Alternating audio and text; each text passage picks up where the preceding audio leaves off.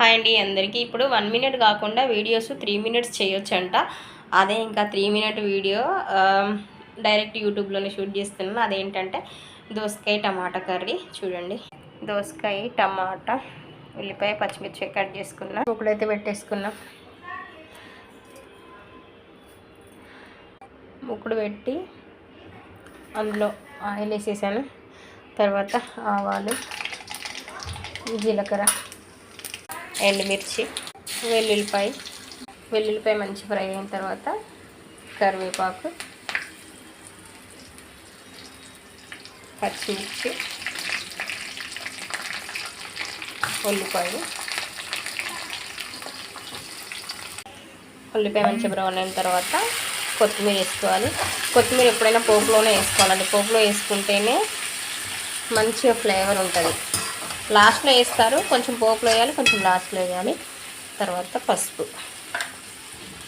ఊరికే ఫ్రైలే కాకుండా అప్పుడప్పుడు ఇట్లా కూరలు అంటే టమాటాతోటి కలిపిన కూరలు మంచిగా ఉంటాయండి అరగటానికి. దోసకాయ అయితే చాలా మంచిది, మంచిగా అరుగుతుంది. నెక్స్ట్ అదంతా గోలిన తర్వాత దోసకాయలు వేసుకొని కలిపేసుకొని దోసకాయలు ఇలా మగ్గిపోయిన తర్వాత ఇంకా టమాటా ముక్కలు వేసేసుకోవాలి. టమాటా ముక్కలు వేసుకున్న తర్వాత ఇలా సాల్ట్ వేసుకోవాలి. అప్పుడు టమాటా మంచిగా సాఫ్ట్ అయిపోయి దోసకాయ కూడా మంచిగా మగ్గిపోతుంది.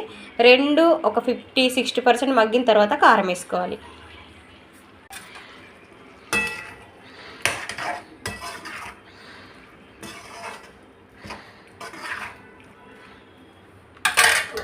ఇలా మూత పెట్టేసుకుంటే ముక్క మొత్తం మెత్తబడిపోద్ది. దోసకాయ ముక్కలు టమాటా ముక్కలు కొంచెం సాఫ్ట్ అయినాయి కదా, కొంచెం కారం కూడా వేసేది. ఎందుకంటే కారం ఉడకాలి. కారం ఉడకపోతే కారం వాసన వస్తుంది అనమాట.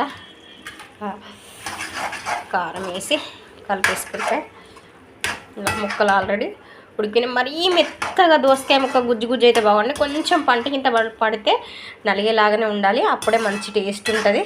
నెక్స్ట్ ఇలాంటి కర్రీస్ అయితే చపాతీలోకి అన్నంలోకి చాలా బాగుంటుంది. ఊరికే ఫ్రైలు కాకుండా ఇలా గుజ్జు కూరలు కూడా వండుకోవాలి.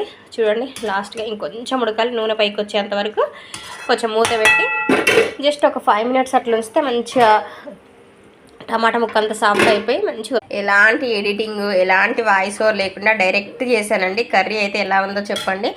లాస్ట్లో ఇలా ఉడికిన తర్వాత లాస్ట్లో కొత్తిమీర చల్లుకోవాలండి. కొంచెం ఉంటే ధనియాల పొడి అలా వేసుకుంటే చాలా బాగుంటుంది. ఓకేనా? వీడియో నచ్చితే లైక్ చేయండి. కూర ఎలా ఉందో కామెంట్ చేయండి. కొత్త చూసే వాళ్ళైతే సబ్స్క్రైబ్ చేసుకోండి. బ్యాక్ టు మన బిజినెస్ ఎప్పుడు స్టార్ట్ అవుతుందో కొంచెం చూడాలి.